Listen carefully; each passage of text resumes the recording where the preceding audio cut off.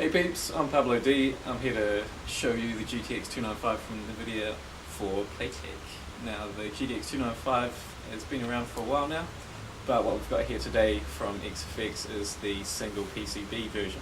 Now the original 295 that came out a few months ago was basically a sandwich board, two GPUs, two boards sandwiched together with the cooler in the middle. What we've got here today is just one board and two GPUs.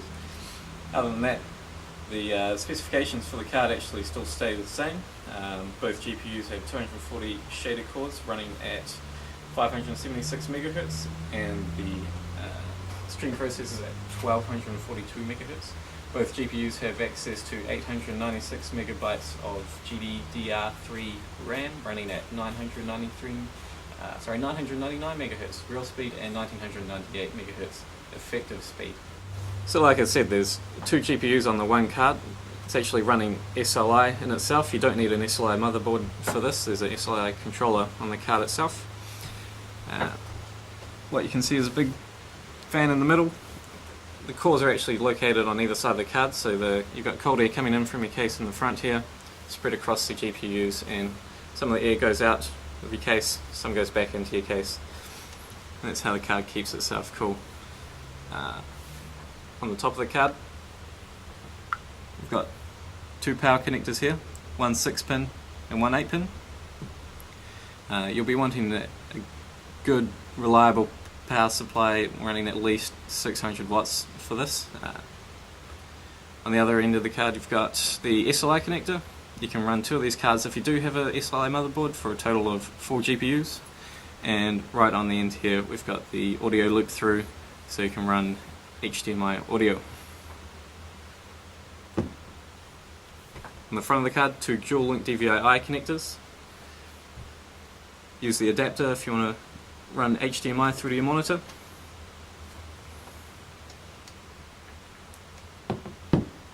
And on the back, nice solid heat sinks. Keep the RAM chips on the back of the card cool.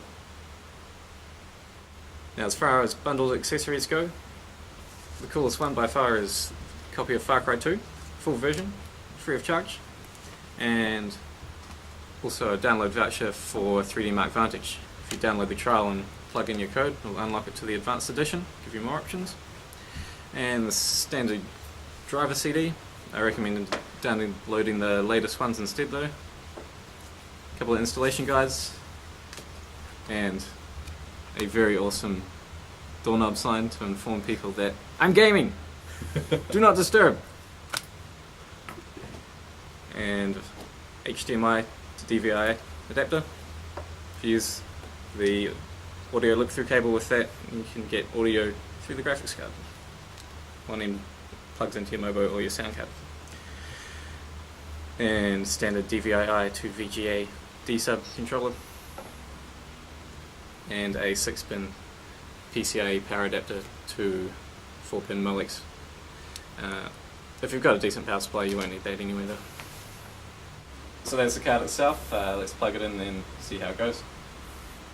Now to test out the card, I've run it in a Core i7 based system with a Core i7-920 running at 4 GHz with 6 GB of tri-channel RAM running at DDR3 1600 on an Intel X58 motherboard and Corsair 620 watt modular power supply, which incidentally is probably about the minimum you want to be running with this kind of card. Any good power supply 600 or above will do fine.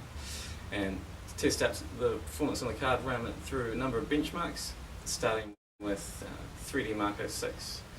Now, as you can see, NVIDIA cards generally don't do as good as ATI cards. Here you can see it running against the 4890 Black in Crossfire and in a single power configuration.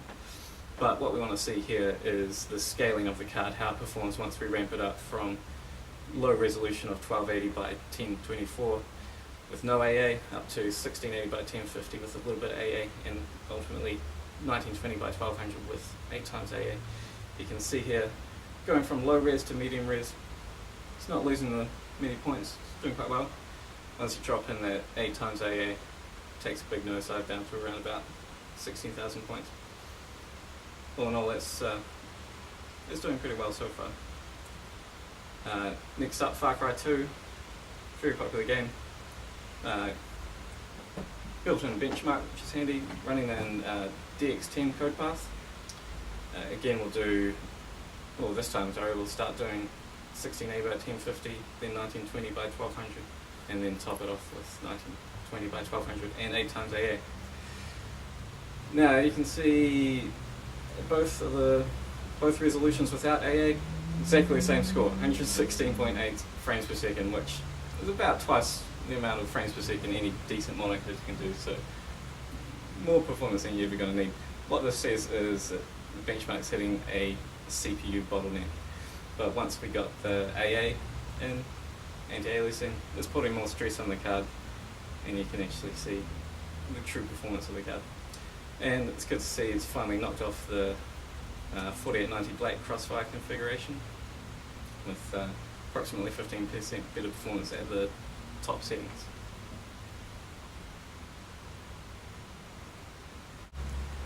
Yeah, next up, Crisis Warhead, also running in DirectX 10 mode and with gamer settings applied. And like always, NVIDIA cards seem to waste ATI cards in this benchmark. As you can see, good solid 20% across the board increase comparing the ATI cards to the NVIDIA. Except when you get to that top level with a lot of anti-aliasing, not as big a difference, but still a fairly solid victory from the NVIDIA card there. And finally, just for the last, Call of Duty 4 running in DX9 mode on high settings. Any old machine can basically run this game, but it scales really well. You keep adding more GPUs, you keep adding more CPU speed, and the frames just keep getting higher and higher. So it's pretty cool to check out what the latest stuff can do on this. And as you can see, in 1680 by 1050 without anti-aliasing enabled, GTX 295, smidgen under 200 frames per second, which is awesome. When I started using this game as a test bench, the best cards were getting about 80, 85 frames per second, so this is how far technology has come in the last couple of years, even just the last 6 months. So the card performs well, that's fine. I was also impressed with how quiet the card was compared to especially the two 4890s. They sound kind of like a vacuum cleaner in the next room, whereas the GTX 295 is actually reasonably quiet considering it's got 2 GPUs. Heat wasn't too much of an issue either. Half of the heat comes out the back of your case, like we saw, and the power requirements are actually less than the Crossfire setup, so kudos to NVIDIA for that as well. And plus, if you get bored of gaming, you can also pick it up and use it for self-defense. So that's all we've got time for today on the GTX 295. If you want more information, go to www.xfxforce.com or www.playtech.co.nz. I'm Pablo D. Thanks for joining me. Playtech. Technology at play.